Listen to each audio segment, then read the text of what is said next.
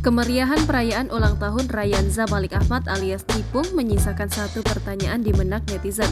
Hal ini berkaitan dengan ketidakhadiran Fuji beserta keluarga. Padahal Fuji dan sang kakak Fadly Faisal dinilai cukup dekat dengan keluarga Raffi Ahmad hingga beberapa kali membagikan momen kebersamaan.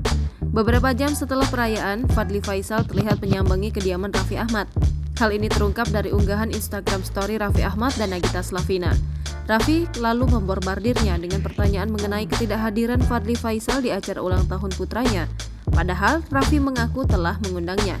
"Lo kemana? Diundang gak datang? Ini orang bener-bener," ujar Raffi Ahmad kepada Fadly Faisal dikutip dari unggahan Instagram story-nya Senin 27 November 2023. Fadly pun berdalih bahwa dirinya merasa tak diundang oleh Raffi.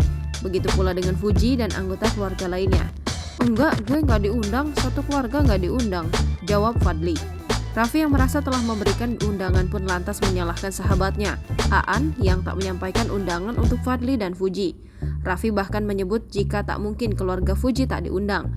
Pasalnya, Raffi berseloroh jika dirinya memberikan akses khusus untuk Fadly dan Fuji untuk menyambangi kediamannya di Andara.